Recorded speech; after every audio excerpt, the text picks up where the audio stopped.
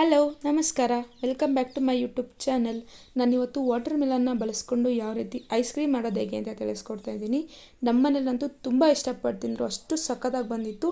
ನೀವು ಟ್ರೈ ಮಾಡಿದ್ರೆ ನಿಮ್ಮ ಮನೇಲಿ ಮಕ್ಕಳು ದೊಡ್ಡವರು ಎಲ್ಲ ಇಷ್ಟಪಟ್ಟು ತಿಂತಾರೆ, ಎಲ್ಲ ಮತ್ತೆ ಮತ್ತೆ ಕೇಳಿ ಮಾಡಿಸ್ಕೊಂಡು ತಿಂತಾರೆ. ಬನ್ನಿ ಹೇಗೆ ಮಾಡೋದು ಅಂತ ನೋಡೋಣ. ನೋಡಿ, ಇಷ್ಟು ಕಲ್ಲಂಗಡಿ ಹಣ್ಣನ್ನು ತೊಗೊಂಡು ಮಿಕ್ಸಿ ಜಾರ್ಗೆ ಹಾಕ್ಕೊಂಡು ಚೆನ್ನಾಗಿ ಪೇಸ್ಟ್ ಮಾಡ್ಕೊಳ್ತಾ ಇದ್ದೀನಿ. ಬೀಜ ತೆಗ್ದಿಲ್ಲ, ಹಾಗೆ ನಾನು ಪೇಸ್ಟ್ ಮಾಡಿದ್ದೀನಿ. ಮತ್ತೊಂದು ಕಡೆ ಗ್ಯಾಸ್ ಮೇಲೆ ಒಂದು ಪ್ಯಾನ್ ಇಟ್ಕೊಂಡು ಪ್ಯಾನ್ಗೆ ಅರ್ಧ ಲೀಟ್ರ್ ಆಗೋಷ್ಟು ಹಾಲನ್ನ ಸೇರಿಸ್ಕೊಳ್ತಾ ಇದ್ದೀನಿ. ನೀವು ಕ್ವಾಂಟಿಟಿ ಜಾಸ್ತಿ ಸಹ ಮಾಡ್ಕೊಳ್ಬೋದು.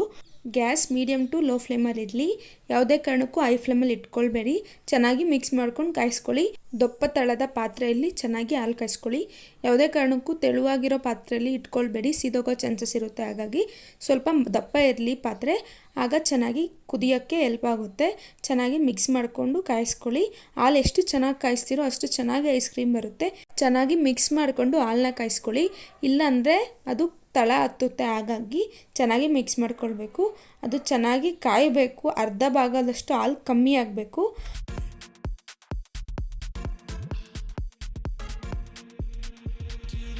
ಈಗ ಅರ್ಧ ಕಪ್ ಆಗೋಷ್ಟು ಹಾಲ್ಗೆ 2 ಟೇಬಲ್ ಸ್ಪೂನ್ ಆಗೋಷ್ಟು ಕಾರ್ನ್ಫ್ಲೋರ್ನ ಸೇರಿಸ್ಕೊಳ್ತಾ ಇದ್ದೀನಿ. ಚೆನ್ನಾಗಿ ಮಿಕ್ಸ್ ಮಾಡ್ಕೊಳ್ಬೇಕು. ಯಾವುದೇ ರೀತಿ ಗಂಟು ಉಳ್ಕೊಳ್ಬಾರ್ದು. ಚೆನ್ನಾಗಿ ಮಿಕ್ಸ್ ಮಾಡ್ಕೊಳ್ಬೇಕು.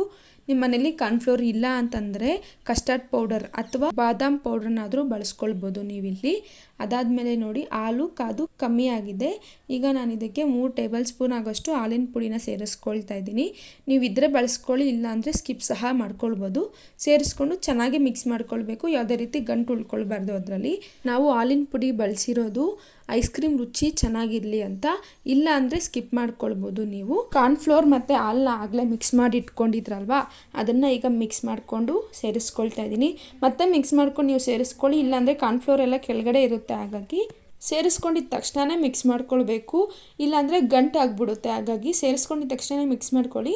ಮಿಕ್ಸ್ ಮಾಡ್ತಾ ನಿಮಗೆ ಗೊತ್ತಾಗುತ್ತೆ, ಅದು ಮಂದ ಆಗೋಕ್ಕೆ ಸ್ಟಾರ್ಟ್ ಆಗುತ್ತೆ. ಮತ್ತೆ ಒಂದು 2 ಮಿನಿಟ್ಸ್ ಚೆನ್ನಾಗಿ ಕುದಿಸ್ಕೊಳ್ಬೇಕು. ನಮ್ಮ ಮನೇಲಿ ಹಾಲು ಪೌಡ್ರ್ ಇಲ್ಲಪ್ಪ, ಕಾರ್ನ್ಫ್ಲೋರ್ ಇಲ್ಲ, ಐಸ್ ಕ್ರೀಮ್ ರುಚಿ ಚೆನ್ನಾಗಿ ಬರಲ್ವಾ ಏನೋ ಅಂತ ನೀವು ಯೋಚನೆ ಮಾಡಬೇಡಿ.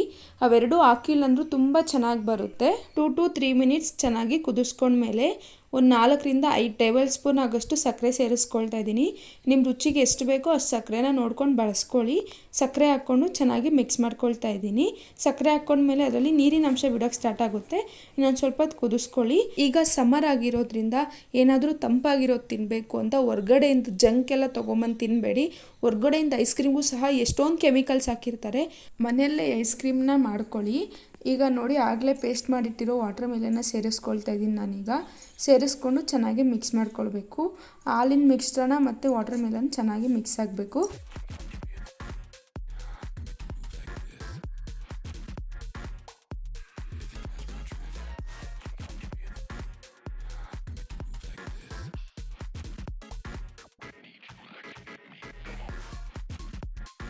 ಈಗ ಸ್ವಲ್ಪ ಏಲಕ್ಕಿ ಪುಡಿನ ಹಾಕ್ಕೊಂಡು ಚೆನ್ನಾಗಿ ಮಿಕ್ಸ್ ಮಾಡ್ಕೊಳ್ತಾ ಇದ್ದೀನಿ. ಈ ಥರ ಕುದೀತಾ ಇದೆ ನೋಡಿ. ಈಗ ಗ್ಯಾಸ್ ಆಫ್ ಮಾಡಿಕೊಂಡು ತಣ್ಣಗಾಗೋದಕ್ಕೆ ಬಿಟ್ಬಿಡಬೇಕು. ನೋಡಿ ಯಾವ ರೀತಿ ಕಾಣಿಸ್ತಿದೆ ಅಂತ. ಈ ರೀತಿ ಬಂದಿರಬೇಕು ಕನ್ಸಿಸ್ಟೆನ್ಸಿ.